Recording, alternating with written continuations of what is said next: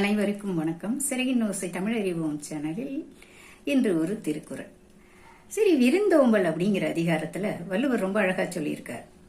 என்ன சொல்லியிருக்காரு அப்படின்னு சொன்னா, இப்ப நம்ம விருந்துக்கெல்லாம் அந்த காலத்துல என்ன பண்ணுவாங்கன்னாக்க, வாசல்ல வந்தவங்களை வரவேற்று உள்ள வரைக்கும் கூட்டின்னு போய் உட்கார வச்சு மகிழ்ச்சியோட எப்படி இருக்கீங்கன்னு நலெல்லாம் விசாரிச்சு, அவங்களுக்கு வீட்டுல உப்புல்லா இருந்தா கூட சரி அதை கொடுத்து அன்போட அவங்க அதை ஒரு தேனாமந்தமா வாங்கி சாப்பிடுவாங்க. இந்த விருந்தோம்பலுடைய பண்பு நம்மளோடது. அவங்க திரும்பி போகும்போது வாசல் வரைக்கும் போய் இருந்து கொண்டு போய் விடுவோம். இங்க இதுக்கு 10 திருக்குறள் வச்சிருக்காரு. இருந்தாலும் நான் ஒண்ணு உங்களுக்கு எடுத்து சொல்றேன் பாருங்க, அதை கேளுங்க. அந்த வார்த்தைகளும் ரொம்ப அழகா இருக்கும். பரிந்தோம்பி பற்றற்றேம் என்பர், பரிந்தோம்பி பற்றற்றேம் என்பர் விருந்தோம்பி வேள்வி தலைப்படாதார்.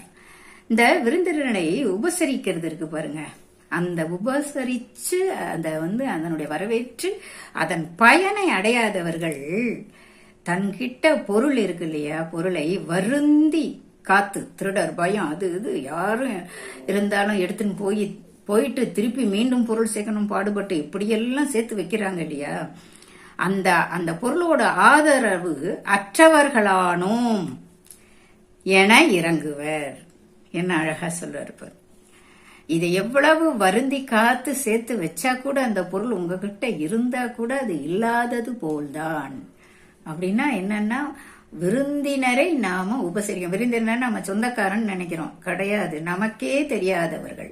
அந்த காலத்துல எல்லாம் பாத்தீங்கன்னா, பஸ் போக்குவரத்து போகும்போது வழியில திண்ண இருந்து அந்த வீட்டு திண்ணையில உட்காந்துருப்பாங்க. வெளியில எட்டி பார்ப்பாங்க, 9 மணி பஸ் போயிடுச்சா, யாராவது திண்ணையில இருக்காங்களான்னு. அப்படி இருக்கிறவங்களை எட்டி பார்த்து, ஐயா உங்களுக்கு தண்ணி வேணுமா, சாப்பாடு வாங்க அப்படின்னு உள்ள கூப்பிட்டு சாப்பாடு போட்டு அவங்களை அனுப்புவாங்க அந்த காலத்துல.